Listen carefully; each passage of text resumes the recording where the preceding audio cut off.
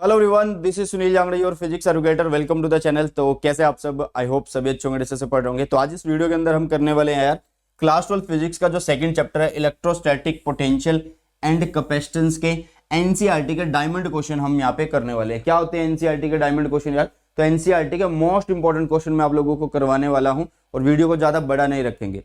मैं ये मान के चल रहा हूँ कि आप लोगों ने वन शॉट जरूर देख लिया होगा, प्रीवियस ईयर एक बार लगा लिए होंगे और फिर आप इस वीडियो पे आ रहे होंगे। अगर आप डायरेक्ट इस वीडियो पे आ रहे हो तो थोड़ा सोचना यार कि मतलब बिना कॉन्सेप्ट ऑफ क्वेश्चन कर पाओगे।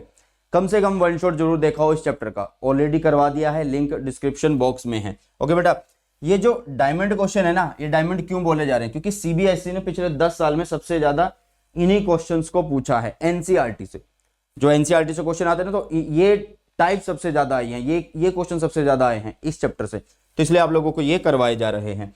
सबसे पहले मैं बोलूंगा कि जो टेलीग्राम चैनल है बेटा सुनील जांगड़ा सर के नाम से, फटाफट से उसको जरूर से ज्वाइन कर लेना, ठीक है? उसको जरूर से ज्वाइन कर लेना, जिसका लिंक आप लोगों को डिस्क्रिप्शन बॉक्स में मिल जाएगा। क्योंकि जितना भी मेरा कंटेंट है फ्री ऑफ कॉस्ट आप लोगों को यहाँ पे मिलता है। मेरी क्लासेस के लिंक हो जो फ्री ऑफ कॉस्ट में लेता हूँ, साथ में जो नोट्स हैं, जो भी इंपॉर्टेंट पीडीएफ्स हैं, जो भी इंफॉर्मेशन आती है आप लोगों को सबसे पहले यहाँ पे मिलती है फिजिक्स के रिगार्डिंग, ठीक है? साथ में यार इस चैनल पे सब कुछ अवेलेबल है, सब कुछ। मतलब ये नहीं है कि सिर्फ एग्जाम के टाइम पे एक्टिव हुआ जाता है, नहीं, स्टार्टिंग से ही आप लोगों के साथ में 2024 सेशन जब ये शुरू हुआ था तब से ही नए वन शॉट आप लोगों को दिए हैं, प्रीवियस ईयर दिए हैं यार, नोट्स ऑलरेडी अपलोडेड है, फॉर्मूला शीट 80-20 रूल के अकॉर्डिंग सारे इंपॉर्टेंट टॉपिक्स तुम्हें बता दिए हैं, एनसीईआरटी के डायमंड टॉपिक्स बता दिए हैं, उन पे अब क्वेश्चन करवाए जा रहे हैं, एमसीक्यू अपलोडेड है, न्यूमेरिकल का वन शॉट करवा रखा है, एक बढ़िया वीडियो बना रखे हैं जिसमें मोस्ट इंपॉर्टेंट टाइप्स को कवर किया हुआ है। तो कुछ भी अगर इनमें से चीज चाहिए, आप लोग उस चैप्टर का नाम लिखिए, वन शॉट चाहिए उस चैप्टर का वन शॉट लिखो और पीछे मेरा नाम लिख दीजिए सुनील जांगड़ा सर, मिल जाएगा। तो बिना किसी देरी के स्टार्ट करते हैं आज के हमारे सेशन को और पहले क्वेश्चन से शुरुआत करते हैं यार, ठीक है? पहला क्वेश्चन ये रहा, और ये जितने भी क्वेश्चन है ये सारे के सारे क्वेश्चन क्या है भाई? एनसीईआरटी के क्वेश्चन है। क्या कहा गया है इस क्वेश्चन में? दो चार्ज दिए गए हैं, एक चार्ज ये रहा और एक चार्ज ये रहा, दोनों चार्ज है भाई, दोनों की वैल्यू है, एक प्लस का है एक माइनस का है, ठीक है? दोनों कितनी दूरी पे हैं? 15 सेंटीमीटर की दूरी पे हैं ये। At what point on the line joining the two charges is the electric potential is zero. मतलब भाई जो लाइन इन दोनों चार्जेस को जोड़ रही है, तो उस लाइन के ऊपर किस पॉइंट पे पोटेंशियल जो है जीरो होने वाला है। अब इसके दो केस बनेंगे। इसके क्या बनेंगे बेटा जी? दो केस बनने वाले हैं। वो दो केस कैसे बनेंगे? अब मान लो एक चार्ज आपने यहां पे रखा, एक यहां पे रख दिया, ठीक है? जैसे कि एक चार्ज आपने यहां पे रखा और एक चार्ज आपने यहां पे रख दिया है, ठीक है? यहां पे रख दिया, तो या तो वो पॉइंट इन दोनों चार्जेस के बीच में कहीं आ रहा होगा या इन दोनों चार्जेस के बाहर कहीं आ रहा होगा। तो दोनों केस कर लेते हैं। पहले हमने उस पॉइंट को इन दोनों चार्जेस के बीच की जो लाइन है उस पे लिया, यहां पे हमने उस पॉइंट को लिया जिसको हमने पी माना। पहले चार्ज से ये x सेंटीमीटर की दूरी पे है, टोटल डिस्टेंस 15 सेंटीमीटर था, तो ये बचा हुआ कितना हो गया? 15 माइनस एक्स। अब क्वेश्चन के अकॉर्डिंग चलो, उन्होंने बोला कि इलेक्ट्रिक पोटेंशियल जो है वो जीरो है इस पॉइंट पे, तो भाई पहले इसकी वजह से पोटेंशियल यहाँ पे लिखो, इसकी वजह से यहाँ पे पोटेंशियल लिखो और उन दोनों को किसके इक्वल कर दो यार? जीरो के इक्वल कर दो, ठीक है? फर्क क्या है कि यार ये चार्ज पॉजिटिव का है तो इसकी पोटेंशियल पॉजिटिव है, ये चार्ज नेगेटिव का है ए वाला, तो इसकी क्या है? पोटेंशियल इज नेगेटिव आएगी। तो दोनों को जब आप एक जगह रखोगे प्लस करके, तो वो सीधी सीधी सी बात है कि माइनस आने वाला है। वो क्या आने वाला है? यहाँ पे माइनस आने वाला है। इज इक्वल टू जीरो है, तो इसको और इसको बराबर कर सकते हो आप। हाँ जी, ये देखो इन दोनों को बराबर कर सकते हो ना, ये तो खत्म ही हो जाएगा क्योंकि यहाँ पे जीरो है। जीरो के नीचे अगर चला जाएगा तो वो जीरो हो जाएगा। ये और ये रह गई किसके इक्वल? जीरो के इक्वल। दोनों को बराबर करो, ये आया, कट करोगे तो आप लोगों के पास एक्स की वैल्यू आ जाएगी जो कि कितनी है? 45 सेंटीमीटर है। आपको कुछ नहीं करना, आपको सिर्फ एक बार पॉइंट मानना था और उसके बाद पोटेंशियल को जीरो करना था, जैसे क्वेश्चन में बोला गया है, जैसे क्वेश्चन में बोला गया बेटा। तो एक वैल्यू हमारे पास आ चुकी है कि 9 सेंटीमीटर, मतलब पहले चार्ज से, प्लस वाले चार्ज से 9 सेंटीमीटर पे और इस चार्ज से, नेगेटिव वाले चार्ज से 6 सेंटीमीटर पे, क्योंकि 15 माइनस एक्स मतलब 15 माइनस 9, 6 रह गया। इस दूरी पे जो है पोटेंशियल जीरो है। अब जरूरी नहीं है कि पॉइंट यहीं पे हो भाई, बाहर, क्योंकि लाइन ज्वाइनिंग बोला ना, तो लाइन तो आगे भी जा सकती है, ये कहीं यहाँ पे भी पॉइंट आ सकता है, तो उसको हमने यहाँ पे दर्शाया है, ठीक है? यहाँ पे दिखाया क्या है? दोनों चार्जेस लिए, एक चार्ज ये रहा भाई, एक यार ये रहा, ठीक है?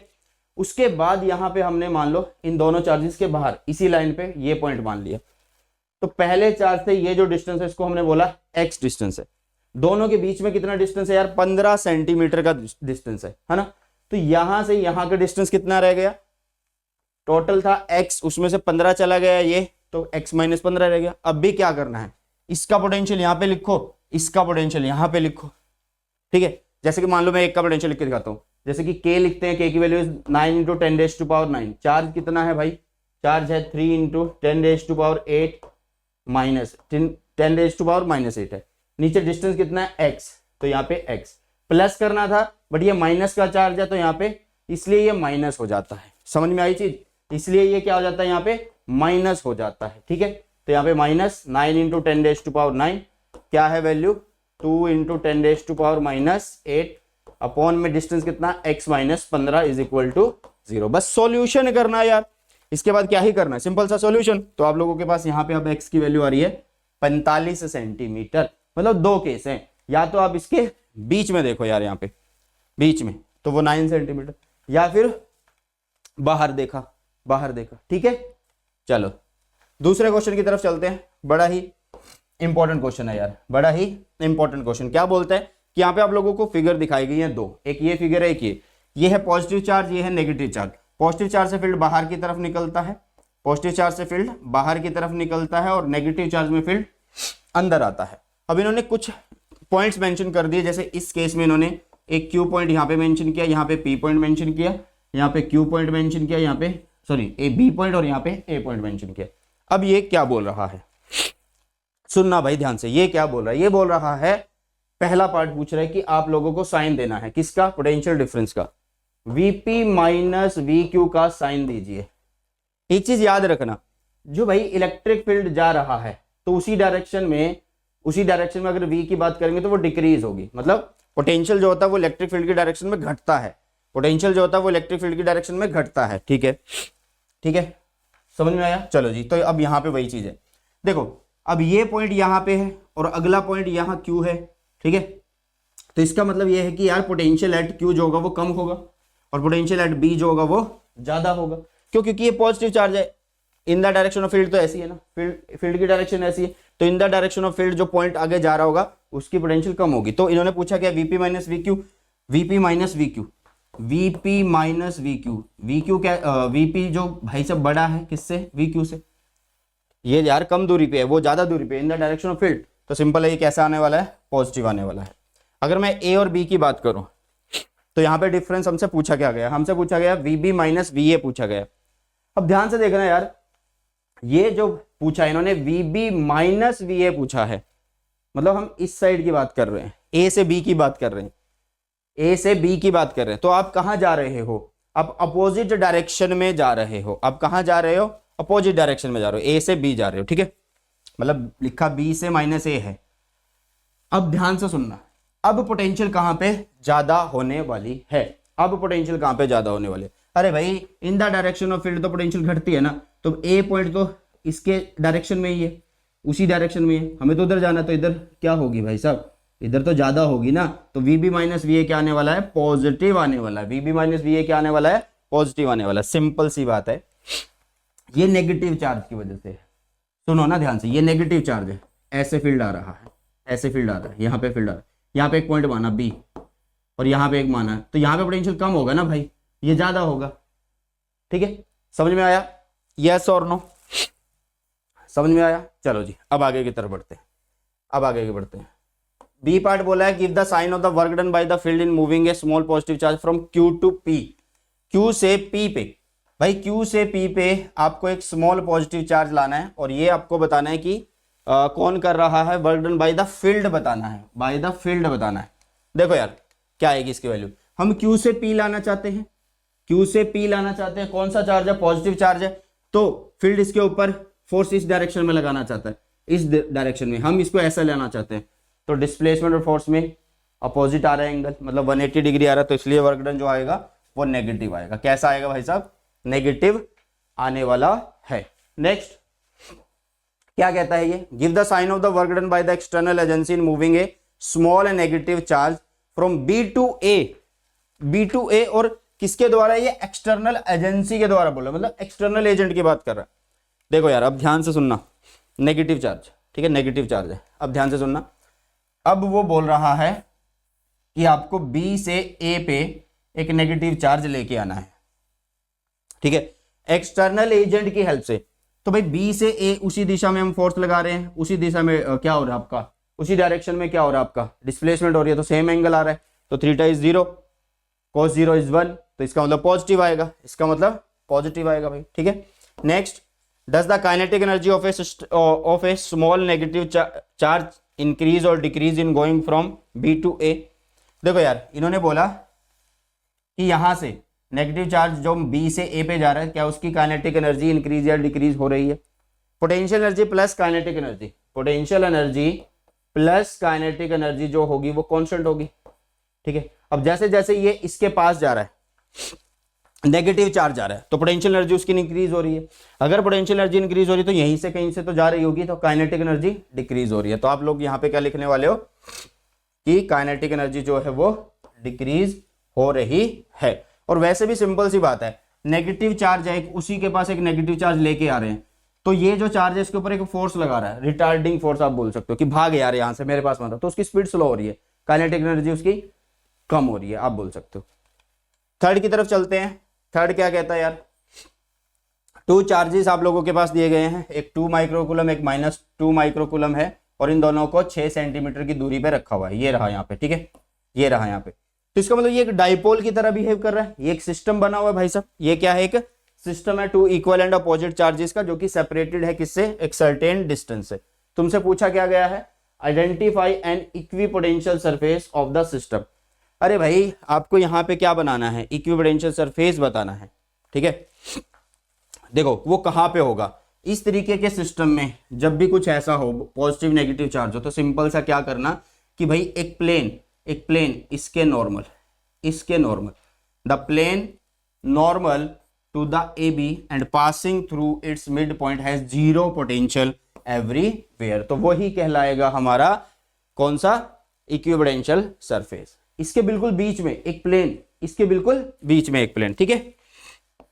What is the direction of electric field at every point on this surface, तो वो आप लोगों को बतानी है।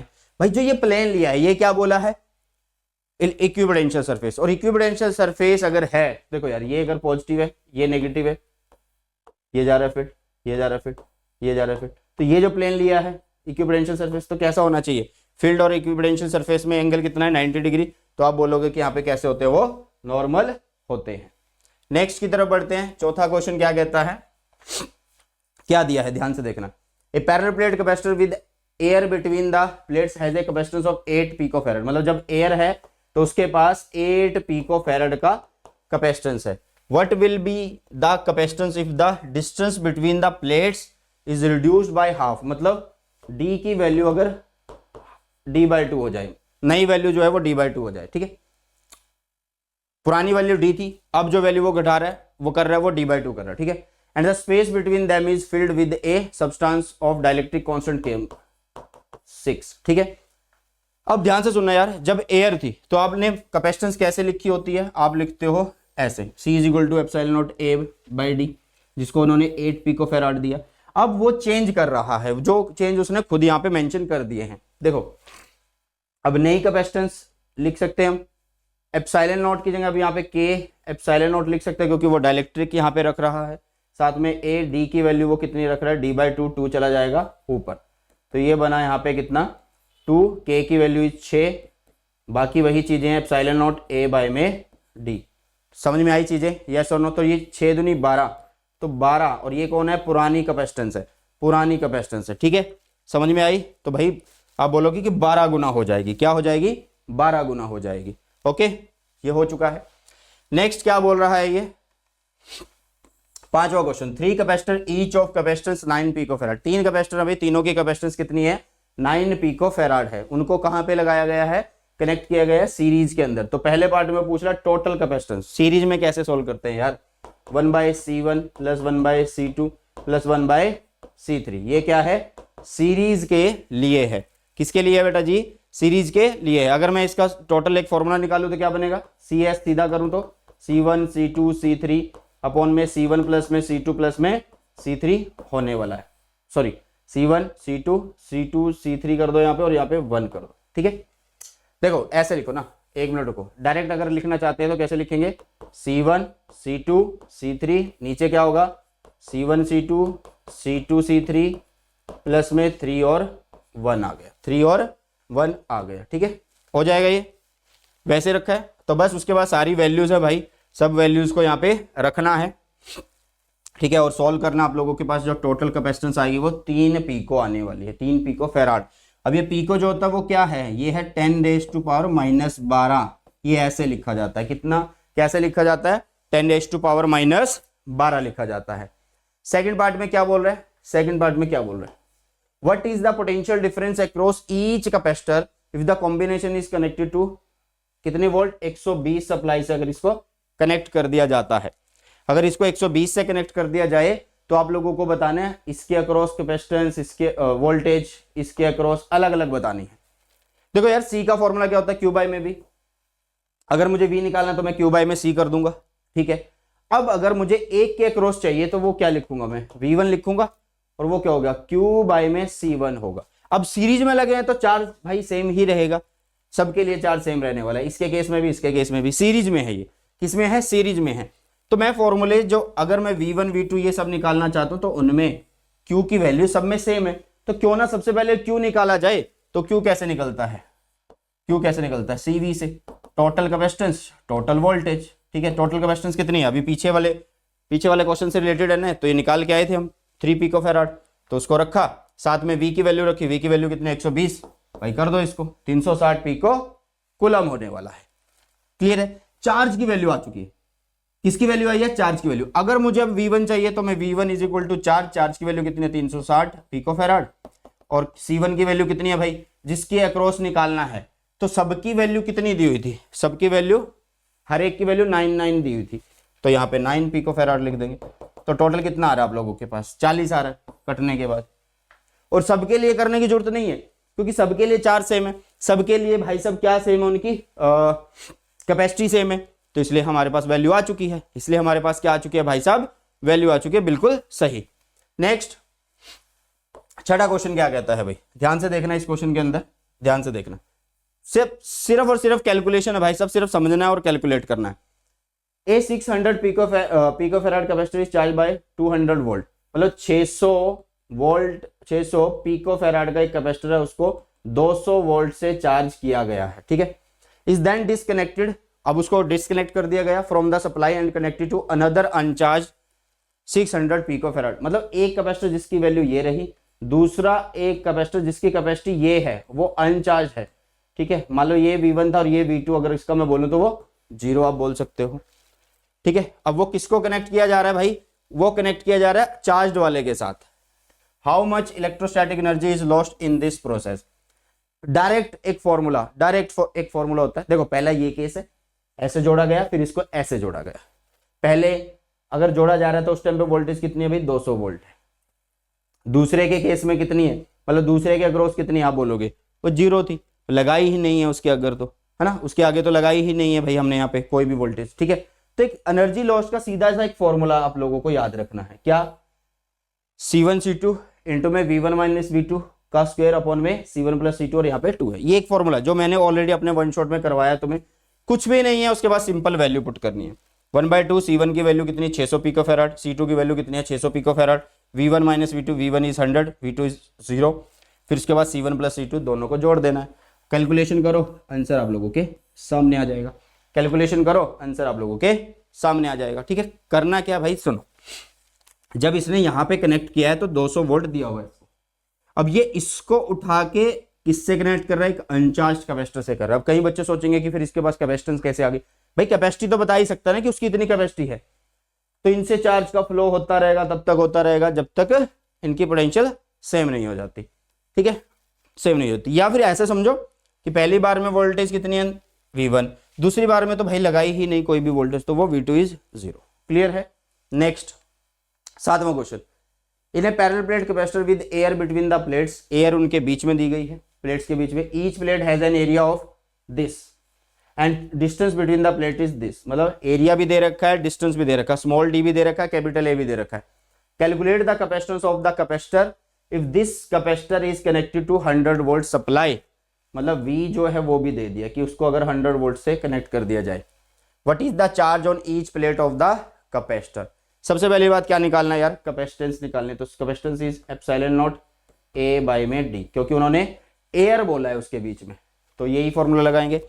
A गिवन है कितना है, ये रहा 6 इंटू 10⁻³ D गिवन है कितना है 3 इंटू 10⁻³ आएगा, क्योंकि मिली जो 10⁻³ होता है। ठीक है, एप्सिलॉन नॉट की वैल्यू हम लिख देंगे। सिर्फ और सिर्फ कैलकुलेशन करनी है और आंसर आप लोगों के सामने है, सिर्फ कैलकुलेशन करनी है। ठीक है, अब एग्जाम टाइम है तो भाई साहब ऐसी वीडियो नहीं बनाऊंगा कि मैं वो 3-3 4-4 घंटे की हो जाए। वन शॉट ऑलरेडी तुम्हें 2-3 घंटे के दे दिए हैं। प्रीवियस ईयर ऑलरेडी तुम्हें इस अकेले चैप्टर के मतलब पोटेंशियल के अलग, कैपेसिटेंस के अलग मैंने 50-55 मिनट के करवाए हैं तुम्हें, 50 मिनट का एक, 50 मिनट का एक। तो इसको जल्दी जल्दी करवाने का सिर्फ एक ही मोटिव है कि तुम्हें चीजें पता भी लग जाए और आसानी हो जाए। ठीक है, चलो जी। अब वो बोल रहे कि वी बी हमने लगाया है इसके अक्रॉस, अब तुम चार्ज बता दो। तो चार्ज कैसे बता सकते हैं यार, अब इन्होंने चार्ज क्या बोला है, on each plate of the capacitor. तो पॉजिटिव प्लेट वाला निकाल दो भाई, सी की वैल्यू यहां से जो तुमने फाइंड आउट करी ये रही। वी उसने खुद बोल दिया कितना 100 वोल्ट। तो भाई बस क्या करना है, जो सी आया था 17.7 इंटू 10⁻⁻12 उसके साथ 100 मल्टीप्लाई कर दो। तो 17.7 इंटू 10⁻10 आ रहा है, चार्ज है तो कूलम बनेगा। ठीक है, चार्ज है तो कूलम बनेगा। अब इसी क्वेश्चन को थोड़ा आगे बढ़ाया गया, 8वें क्वेश्चन में इसको बढ़ाया गया आगे। बोला क्या गया, ध्यान से सुनना, थोड़ा सा ध्यान से सुनना क्या बोल रहा है ये। Explain what would happen if in the capacitor given in last question, जो लास्ट क्वेश्चन दिया गया है। ठीक है, उसकी कैपेसिटेंस यहाँ पे लिख लेता हूँ मैं पहले, 17.7 इंटू 10⁻⁻12 फेराड। ठीक है, ए 3 mm थिकनेस माइका शीट और उसका डाइलेक्ट्रिक कांस्टेंट दे दिया कि 6। ठीक है, और टी थिकनेस भी दे दी है कितनी है 3 mm है। वर इंसर्टेड बिटवीन द प्लेट्स। अब ये दो केस बोल रहा है कि पुराने वाला जो कैपेसिटर है वही है, उसके अंदर हमने अब एक डाइलेक्ट्रिक रख दिया जिसकी थिकनेस ये है, डाइलेक्ट्रिक कांस्टेंट ये है। अब वो दो केस पूछ रहा है। पहला केस है while the voltage supply remains connected, voltage supply remains connected.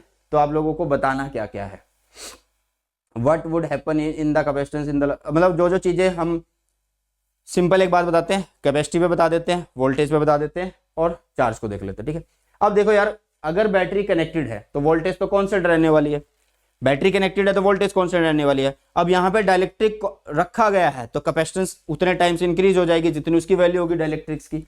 तो भाई कैपेसिटेंस जो होगी वो इंक्रीज हो जाएगी उतने टाइम से जितना टाइम से उसने बोला है, डाइलेक्ट्रिक की वैल्यू दी है। तो पुरानी वाली कैपेसिटेंस को सिर्फ 6 से मल्टीप्लाई करना है।